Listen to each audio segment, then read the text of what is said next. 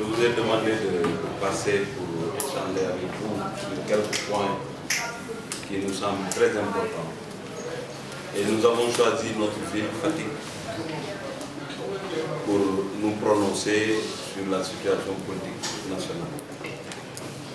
Une situation politique nationale qui aujourd'hui, après analyse, nous montre que c'est des débats qui ne rapportent pas grand-chose aux populations.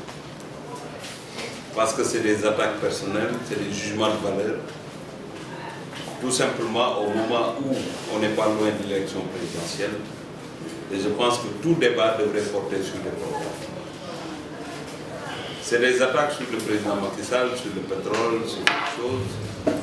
Et même, il y a même des leaders qui sont permis d'envoyer un message au chef de l'État pour lui demander de ne plus signer parce que nous sommes proches de l'élection. Cela montre pour moi qu'il y a des responsables politiques qui demandent à diriger ce pays. Mais ce qu'ils ont montré à travers ces messages-là frise l'irresponsabilité.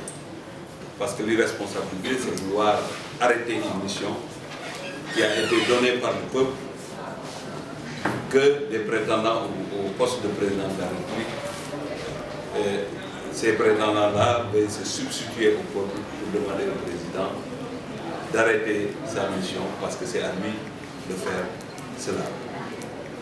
Je voudrais aussi convoquer quelques sorties de Madi Kenya et des autres. Ce n'est pas de mon habitude de prononcer ou bien de citer des noms, mais ce qu'il faut comprendre, c'est que dans un pays comme le Sénégal, chacun devrait comprendre que le peuple est assez mûr.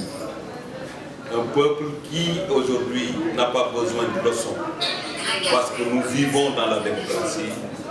Cette démocratie-là n'est pas née hier, c'est une démocratie qui aujourd'hui est bien ancrée dans notre vie quotidienne. Et c'est pourquoi le Sénégal est un pays de paix, un état de droit. Donc vouloir penser qu'il peut y avoir des élections truquées, vouloir penser effectivement que le Sénégal n'aura pas des élections transparentes, ce n'est pas du nouveau pour nous qui sommes dans la politique. Parce que le refus du parrainage, c'était une question de sabotage pour qu'on n'arrive pas à organiser des élections transparentes. C'était un obstacle qu'il fallait contourner en toute démocratie et le président de la République a eu à prendre la décision. Et aujourd'hui, le parrainage, il est là, il est obligatoire.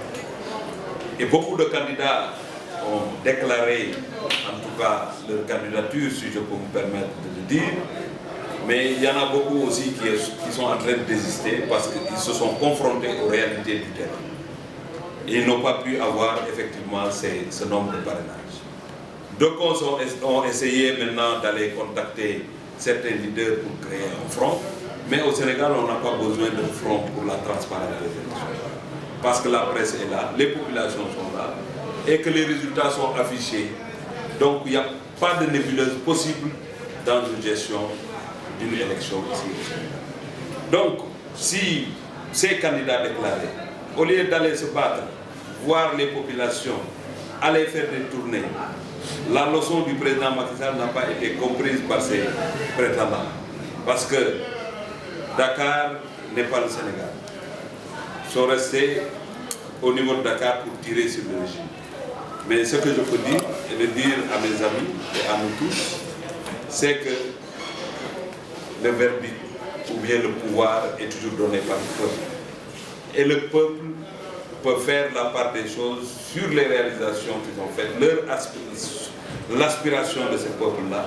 Je pense que s'il faut aller travailler, il faut le faire au niveau des départements, au niveau des communes, au niveau des villages, au niveau des régions. C'est ça qui va payer, mais ce ne sont pas les discours inutiles. Et ça fait mal pour un républicain, ça fait mal pour un Sénégalais de voir à 2 à 3 mois d'une élection présidentielle que tout le débat de l'opposition, c'est accuser le pouvoir, tirer sur le pouvoir Et l'opposition, depuis que le président Macky Sall est là, n'a pas chargé de fusil d'épaule parce qu'il n'y a jamais eu de débat contradictoire. C'est des tirs groupés sur la personne du président de la République, sur ses compagnons, etc., etc. Mais malheureusement, au Sénégal, le ridicule ne tue pas. Parce que ce sont ceux qui étaient là, qui ont tout fait dans ce pays. Et qui, aujourd'hui, la justice même s'est déterminée. Parce qu'il y a des preuves qui sont là. Qui tirent sur le président de la République, qui tirent sur le pouvoir. Et je pense que ça, tout le monde doit savoir que ça ne payera pas. La vision du chef de l'État, et je devrais boucler cette intervention sur cela, parce qu'en réalité, on parle de vision, on parle de développement de notre pays. Mais même si l'opposition n'est pas d'accord, mais le monde est d'accord. Que ça soit le FMI, que ça soit la Banque mondiale, que ça soit le CIO. Parce qu'en réalité, c'est la vision du président Macky Sall qui a été consacrée au niveau du Buenos Aires, parce que l'attribution des Jeux Olympiques, ce n'est pas du pipeau, ce n'est pas du lobbying tout court. Il peut y avoir du lobbying, mais c'est basé sur du concret. S'il n'y avait pas de Dakar Arena, s'il n'y avait pas d'infrastructure, s'il n'y avait pas une vision claire pour le développement économique et social de ce pays, il n'y aurait pas de Jeux Olympiques.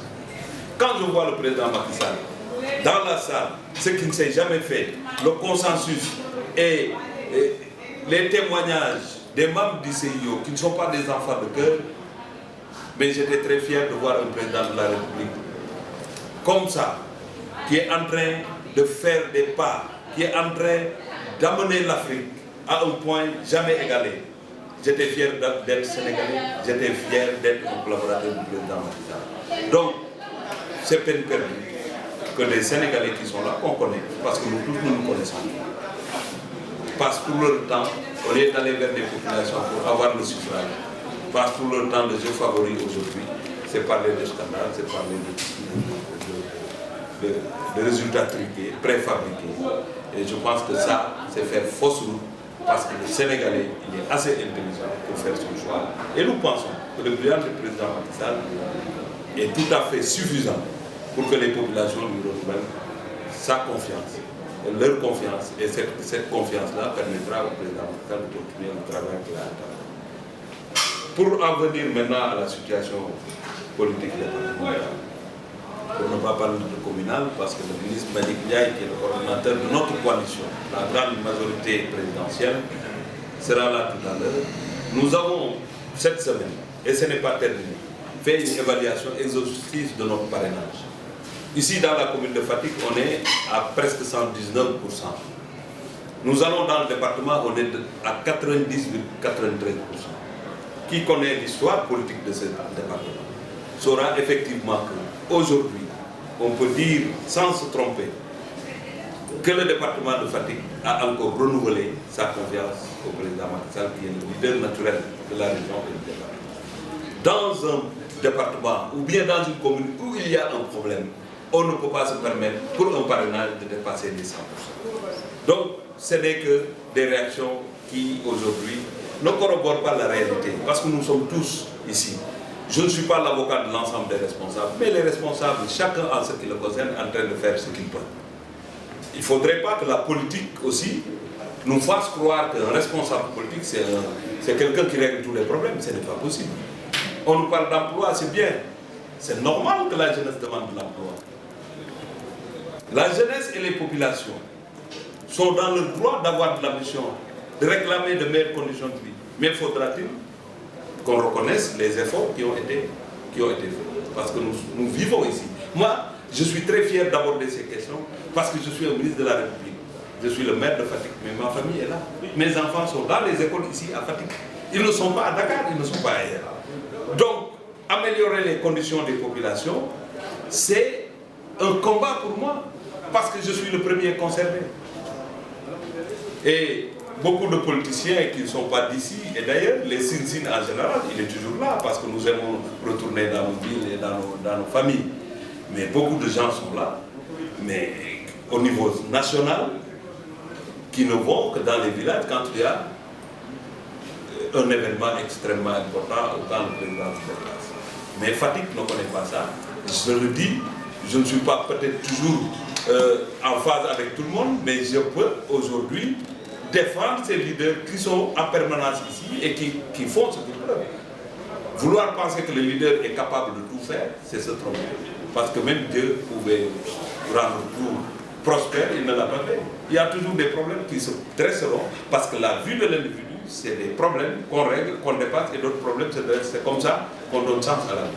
Je voudrais effectivement, après cette lecture et cette analyse de ces résultats-là, féliciter l'ensemble des responsables politiques, le ministre Baïdia et le ministre Kanté et l'ensemble des ténors et ceux qui ont bénéficié de la confiance du président de la République, mais l'ensemble des populations et des militants de notre coalition.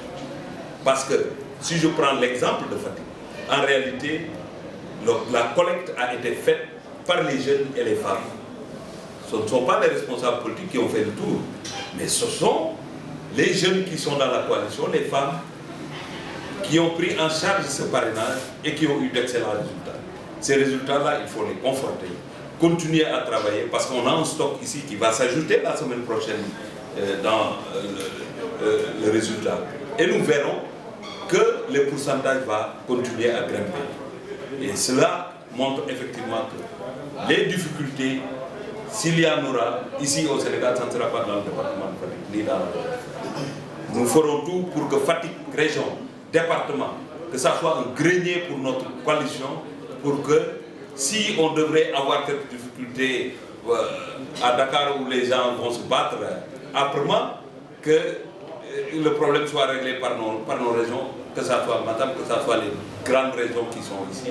Et Dakar, on va se disputer. D'ailleurs, je ferai une transition pour vous dire que demain, d'ailleurs, il y a 350 de l'opposition qui viendront avec moi pour rejoindre le président Macky Sall et nous continuerons le travail à Dakar parce que Dakar, tous les leaders vont se mettre dans le travail là, que ce soit des Fatickois, que ce soit des Bakellois, tout le monde va se mettre au travail au niveau de Dakar pour que Dakar ne soit pas une chasse gardée de qui que ce soit. D'ailleurs, les élections dernières montrent effectivement que Dakar n'appartient à aucune coalition. Et la coalition qui a gagné pour la dernière élection, c'était la coalition de la grande Donc, nous sommes rassurés. C'était important d'avoir le parrainage parce que ça nous permet d'organiser une élection libre et transparente. Mais le parrainage a montré que tout le Sénégal, en tout cas la majorité, la quasi-majorité de plus de 60 et quelques % de ce pays, ces populations ont compris ce que le président Macky Sall a fait et continuent à l'appuyer et lui renouvellent effectivement sa confiance. Et ça, c'est extrêmement important pour nous qui sommes avec le président Macky Sall. Et c'est ça que je voudrais dire par rapport à ce qui s'est passé ici. Et le fief du président Macky Sall qui est devenu maintenant, qui attire beaucoup de gens. Je parlais tantôt d'un corbillard, parce que nous avons un natif de Fatick qui est candidat à la présidence. Mais je pense que c'est une déclaration, parce que je doute qu'il puisse avoir le parrainage nécessaire, parce que FIP, mon côté les dames, et Djembo aussi. D'ailleurs, si on remonte l'histoire sportive de notre ville, l'équipe qui s'appelait Djembo prenait toujours une semaine par match, 7 par match. Il a fallu qu'on change le nom. Et vous pouvez faire le tour de la ville. Les Djembo qui étaient là, c'est 7-0 par match.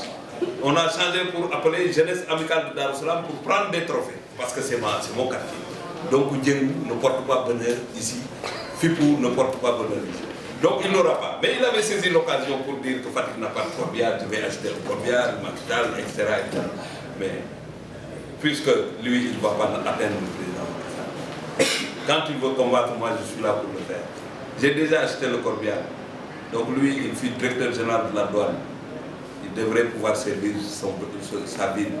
Vous pouvez faire le tour de la ville, il n'a jamais rien fait. Donc, je ne vais pas perdre trop de temps sur lui, mais je pourrais tout simplement vous dire que Fatick, aujourd'hui, quand on remonte l'histoire, on verra que Fatick, il y a 20 ans, 15 ans, était au gros village. C'est avec le président Macky Sall que Fatick a commencé à changer de visage. Et l'avènement de Macky Sall, tout le monde sait que le président de la République est là pour toute la jeunesse sénégalaise. Le président Macky Sall n'est pas là pour Fatick. C'est le président de la République. Et nous tous, nous savons qu'avec lui, il y a beaucoup d'emplois qui ont été créés. Vous pouvez faire le tour de la ville. Presque dans chaque maison, il y a au moins quelqu'un qui a eu à trouver du travail de 2012 à maintenant. Certes, il y a des jeunes qui n'ont pas encore de qualification, qui n'ont pas de travail et qui sont en droit de réclamer. Mais quand même, il y a beaucoup d'efforts qui ont été faits par le président Macky Sall, par les responsables politiques pour trouver de l'emploi à ces jeunes. En dehors des financements qui ont été donnés. Par-ci, par-là, par des responsables politiques pour accompagner les femmes et les jeunes. Mais le docteur Cheikh Kanté a donné plusieurs Jakarta dans cette ville pour permettre à ces jeunes-là de trouver du travail par crédit. Mais il y a des projets, il y a des initiatives qui sont prises, il y a quelque chose qui manque, mais c'est dans la cohésion, dans la générosité qu'on peut trouver les solutions. Ce n'est pas en tirant sur Fatick, en tirant sur les responsables qu'on trouvera les solutions. Je pense que nous sommes tous de Fatick, nous sommes tous parents. Il faudrait reconnaître les efforts et continuer correctement à demander de meilleures conditions. Et c'est ça qu'on est en train de faire. Vous venez à Fatick, j'ai parlé de 11 milliards d'investissements dans l'assainissement. 11 milliards 5. Les travaux sont là, c'est pourquoi toutes nos routes sont coupées. Et toutes les routes vont être refaites. Et l'éclairage sera refait. On a 10 000 lampadaires solaires qui doivent être installés dans cette ville. Nous avons une usine pour diminuer le fluor. On aura la même eau que Dakar. Dans quelques mois, ça va démarrer. J'ai parlé du complexe frigorifique, de la zone industrielle, du lycée professionnel, de l'université qui va démarrer. Et tant d'autres projets qui, aujourd'hui, c'est grâce à l'État du Sénégal que Fatick a ces projets. Je pense que c'est fermer les idées de vouloir dire que Fatick n'avance pas. Nous qui habitons Fatick, nous savons que Fatick est en train d'avancer. D'ailleurs, nous avons un problème de foncier aujourd'hui parce que les communes environnantes ont démarré leur lotissement au niveau de Fatick, ce qui fait qu'il faut une cohérence territoriale pour augmenter l'assiette foncière de Fatick, pour permettre au fils de Fatick de trouver le foncier nécessaire et continuer le développement.